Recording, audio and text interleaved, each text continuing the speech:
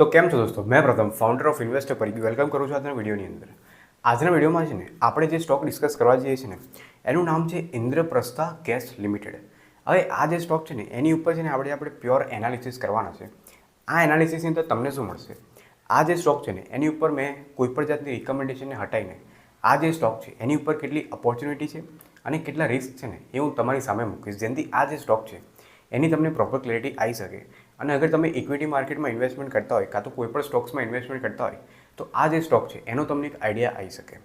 તો હવે આ જે સ્ટોક છે ને એનું એનાલિસિસ આપણે સ્ટાર્ટ કરીએ. સૌથી પહેલાં છે ને આપણે આ કંપનીનું બિઝનેસ મોડલ જોઈ લઈએ. તો આ જે કંપની છે એ ઇનકોર્પોરેટ થઈ હતી યર 1998ની અંદર.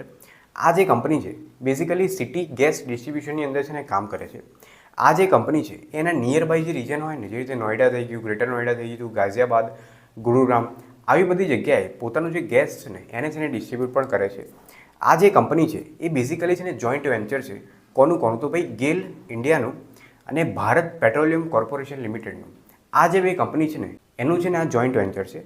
અહીંયા આપણે એની બાજુની લાઈનમાં જોઈએ તો ગવર્મેન્ટ ઓફ દિલ્હી એનસીટીએ આ જે કંપની છે ને એની 5%ની ઇક્વિટી ખરીદેલી છે. હવે આપણે નેક્સ્ટ પેજ પર જોઈએ તો અહીંયા છે ને તમને સ્ટોકના પ્રાઇસની મોમેન્ટમ દેખાતી હશે.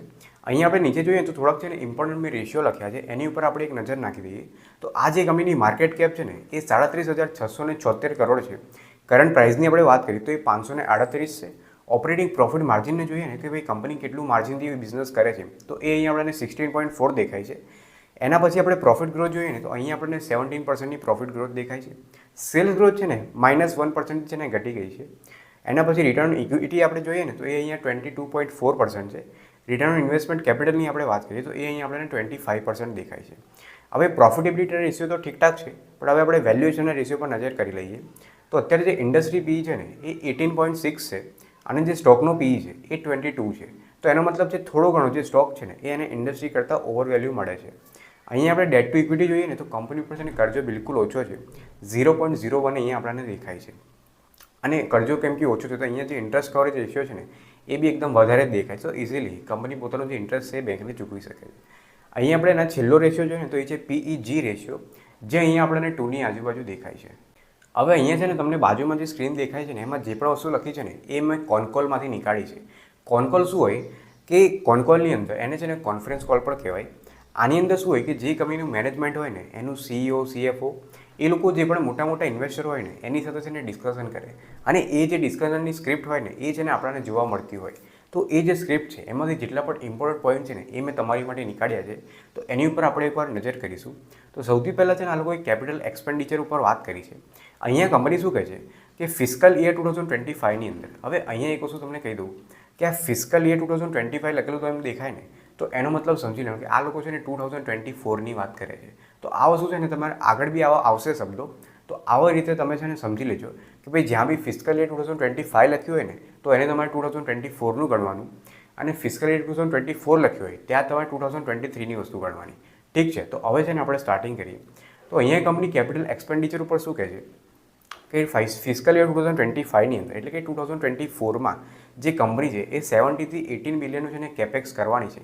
જેમાંથી જે 3 બિલિયનનું કેપેક્સ છે ને એ કંપની આ પહેલા 3 મહિનાની અંદર જ કરી દીધું છે. એટલે એપ્રિલ, મે અને જૂનની અંદર કંપની 3 બિલિયનનું છે ને કેપેક્સ કરી દીધું છે. અહીંયા બીજું કંપની શું કહે છે કે ભાઈ સીબીજી પ્લાન્ટ્સ એક્સપાન્શન.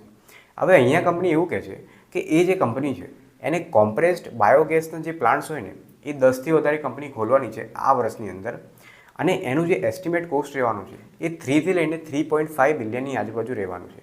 અને આ છે ને એક જોઈન્ટ વેન્ચર છે એટલે બંને પાર્ટી 50% છે ને પૈસા કાઢવાની છે. અહીંયા આપણે નીચેનો પેરેગ્રાફ જોઈએ તો અહીંયા કંપની સીએનજી નેટવર્ક એક્સપાન્શન ઉપર વાત કરે છે. અહીંયા કંપની એવું કહે છે કે એનું જે સીએનજીનું નેટવર્ક છે ને એ 90 નવા સીએનજી સ્ટેશન છે ને કંપની ખોલવાની છે. એમાંથી જે 10થી 12 સ્ટેશન રહેવાના છે ને એ કંપની દિલ્હીની અંદર ખોલવાની છે અને જે બાકીના સ્ટેશન છે એ બીજા બધા જિયોગ્રાફિકલ એરિયાઝની અંદર કંપની ખોલવાની છે. હવે એને નીચેનો પેરેગ્રાફ જોઈએ તો અહીંયા કંપની એલએનજી પ્રોસેસિંગ કેપેસિટી ઉપર વાત કરી છે. અત્યારની જે કેપેસિટી છે ને એ 4000થી લઈને 5000 કિલો પર ડેની છે એલએનજીની કેપેસિટી, જે કંપની ઇન્ક્રીઝ કરીને એને 2000 kg પર ડે કંપની કરવાની છે.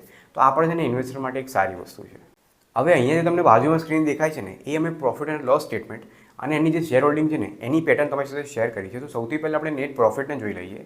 તો અહીંયા જે કંપનીનું નેટ પ્રોફિટ છે ને એ આપણને યર ઓન યર છે ને વધતો દેખાય છે.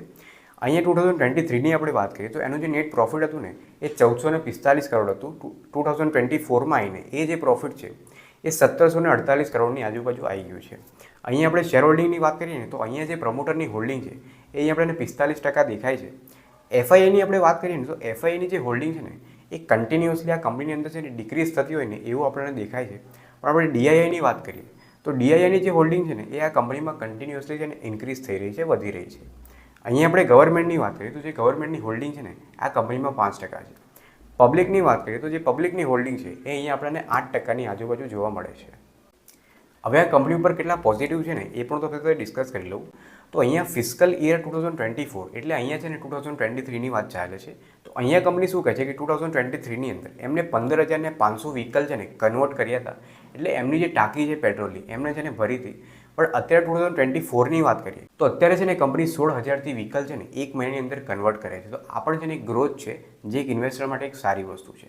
અહીંયા આપણે નીચેનો પેરેગ્રાફ જોઈએ ને તો અહીંયા 2 વ્હીલર માર્કેટ ડેવલપમેન્ટની છે ને કંપનીએ વાત કરી છે. હવે અહીંયા જનરલી શું છે કે જેટલા પણ 2 વ્હીલરના મેન્યુફેક્ચરર છે ને એ સ્ટાર્ટ કરે છે એક એવી વેન્ચર જેની અંદર જે સીએનજી કમ્પેટેબલ મોટરસાઇકલ હોય ને એને બનાવવાની વાત ચાલે છે. તો અગર આ વસ્તુ થઈ જાય છે તો કંપની માટે છે ને એક નવું માર્કેટ ખુલી જશે જ્યાં કંપની પોતાને એક્સપાન્ડ કરી શકશે. તો આ પણ ઇન્વેસ્ટર માટે એક સારી વસ્તુ છે. અહીંયા આપણે નીચેનો પેરેગ્રાફ જોઈએ તો અહીંયા કંપની વોલ્યુમ ગ્રોથની વાત કરે છે. અહીંયા છે ને કંપનીને યર ઓન યર જે સીએનજી અને ડીપીએનજી છે ને એનો વોલ્યુમ ઇન્ક્રીઝ થતો દેખાય છે. સીએનજી તમને ખબર હશે, ડીપીએનજીનો મતલબ છે કે ભાઈ ડોમેસ્ટિક પાઇપ નેચરલ ગેસ. હવે આપણે એનો નીચેનો પેરેગ્રાફ જોઈએ ને તો અહીંયા કંપની કન્ટ્રીબ્યુશન ફ્રોમ એલએનજી બિઝનેસની વાત કરી છે. હવે એલએનજી બિઝનેસમાંથી શું કન્ટ્રીબ્યુશન મળે છે ને એ અહીંયા આપણે નીચે જોઈએ તો અહીંયા કંપની કહે છે કે અત્યારે એલએનજી બિઝનેસમાંથી જે કરંટ આઉટપુટ છે ને એ 5,000 કિલો પર ડેનું અહીંયા કંપનીને દેખાય છે. હવે આ કંપની ઉપર કેટલા રિસ્ક છે ને એની ઉપર પણ છે ને આપણે એકવાર નજર કરી લઈએ તો અહીંયા જે સૌથી પહેલો રિસ્ક નીકળીને આવે ને એ છે કે લોઅર ગેસ સેલ્સ. હવે આવું કઈ રીતે બને કે ભાઈ ઇકોનોમીની અંદર અગર સ્લોડાઉન દેખાય તો એના કારણે બી આ વસ્તુ થઈ શકે. કાં તો જે સીએનજીનું કન્વર્ઝેશન છે એ વીક પડવાથી જે કંપનીને ગેસની સેલ્સ છે ને એમાં આપણને એક રિડ્યુસ દેખાઈ શકે. બીજી જે વસ્તુ છે એ છે એક્સપાન્શનમાં ડિલે. અગર આ જે કંપની છે પોતાને એક્સપાન્ડ કરવામાં કોઈ પણ જાતનું ડિલે કરે છે કાં તો જે એલએનજીનો પ્રાઇસ છે એ વધે છે તો એના લીધે કંપનીના રિવેન્યુમાં છે ને આપણને એક ડાઉનફોલ દેખાઈ શકે છે. અહીંયા જે ત્રીજો રિસ્ક છે એ છે રેગ્યુલેટરી ચેન્જીસ. હવે ગવર્મેન્ટના રેગ્યુલેશનમાં કોઈ પણ અનઅફોર્ડેબલ ચેન્જીસ આવે ને એના કારણે આ જે કંપનીનું રિવેન્યુ છે ને એમાં પણ છે ને આપણને એક ઇમ્પેક્ટ જોવા મળી શકે છે. હવે એની નીચે છે ને થોડાક એડિશનલ પોઈન્ટ છે એને પણ આપણે એકવાર જોઈ લઈએ. તો અહીંયા કંપની શું કહે છે કે એની જે ક્વાર્ટરલી સેલ્સ છે ને એ 1%થી ઘટી છે. એની પાછળનું કારણ કંપની શું કહે છે કે ભાઈ સમર વેકેશનના કારણે જે સ્કૂલ બસ ને હાઉસ હોલ્ડની જે વ્હીકલ્સ જતી હતી ને સ્કૂલમાં એ અત્યારે છે ને ધીમી પડી ગઈ છે. તો એના કારણે છે ને 1%ની નાની એક ડાઉનફોલ જોવા મળે છે. હવે અહીંયા કંપની બીજો પોઈન્ટમાં શું કહે છે કે દિલ્હીનું જે કન્ટ્રીબ્યુશન છે ને ટોટલ ગેસના વોલ્યુમ ઉપર એ ડ્રોપ થઈને 73 થી 70 ઉપર યર ઓન યર છે ને આવી ગયું છે. તો આ બી છે ને એક નાનો નેગેટિવ પોઈન્ટ છે જે ઇન્વેસ્ટર છે ને ધ્યાનમાં રાખવાનું છે. હવે આપણે એ જોઈએ કે આ જે કંપની છે ને એનું ટેકનિકલ એનાલિસિસ શું કહે છે. તો એની માટે તમે આ ચાર્ટને જુઓ તો અત્યારે જે સ્ટોકનો પ્રાઇસ છે ને એ 538ની આજુબાજુ મૂવ કરે છે અને અહીંયા તમને દેખાતું હશે કે આ જે સ્ટોકનો પ્રાઇસ છે એના રેઝિસ્ટન્સની આજુબાજુ મૂવ કરે છે. તો અગર આ જે રેઝિસ્ટન્સ છે એને સ્ટોકનો પ્રાઇસ બ્રેક કરીને ઉપર જતો રહે ને તો એને જે સૌથી પહેલું R1 મળવાનું છે ને એ મળવાનું છે 637 ઉપર. અને એ જે R1 છે એ જે રેઝિસ્ટન્સ છે એને પણ સ્ટોકનો પ્રાઇસ બ્રેક કરીને ઉપર જતો રહે તો એના પછી જે એને R2 મળવાનું છે ને એ 698ની આજુબાજુ મળવાનું છે. પણ અહીંયા માની લઈએ કે આ જે સૌથી પહેલું રેઝિસ્ટન્સ છે એને સ્ટોકનો પ્રાઇસ ટચ કરીને નીચે આવી જાય તો એને જે સૌથી પહેલું સપોર્ટ મળવાનું છે ને એ 497ની આજુબાજુ મળવાનું છે. અને એ જે સપોર્ટ છે એને પણ સ્ટોકનો પ્રાઇસ બ્રેક કરી નીચે આવે છે તો એના પછી જે એને સપોર્ટ મળવાનું છે ને એ 436ની આજુબાજુ મળવાનું છે. હવે અહીંયા આપણે ઇન્ડિકેટરની વાત કરીએ ને તો અહીંયા તમને દેખાશે કે આની જે બ્લુ લાઇન છે ને એ યલો લાઇનથી છે ને નીચે આવી ગઈ છે. તો અહીંયા શોર્ટ ટર્મ માટે બની શકે કે આ જે સ્ટોકનો પ્રાઇસ છે એમાં છે ને આપણને કરેક્શન જોવા મળી શકે. પણ અહીં હું તમને મારા એક્સપિરિયન્સથી કહું ને તો આ જેટલા પણ ટેકનિકલ એનાલિસિસ હોય ને ખાલી 40%ની છે ને એક્યુરેસી આપતા હોય છે. તો આંખો બંધીને છે ને આમાં આપણે વિશ્વાસ નહીં કરવાનો. કોઈ પણ સ્ટોકમાં ઇન્વેસ્ટમેન્ટ કરતાં પહેલાં આપણે છે ને મલ્ટિપલ પેરામીટર છે ને જોવાના હોય છે. આજે તો ખાલી એક જર્નલ એનાલિસિસ છે ને એને આપણે કર્યું છે પણ અગર તમને હજુ ડીપમાં એનાલિસિસ જોઈએ છે ને તો એ છે ને તમારે મને નીચે કમેન્ટ કરીને બતાવવું પડશે. તો આવવાળા વિડીયોઝની અંદર આવી જ રીતે આજુ ડીપમાં છે ને આપણે એનાલિસિસ કરીશું. બાય ધ વે આજુનું એક નાનું એનાલિસિસ તમને ગમ્યું હોય ને તો વિડીયોને છે ને લાઇક કરી દેજો અને વિડીયો અગર ચેનલને સબસ્ક્રાઈબ કરવાનું ભૂલતા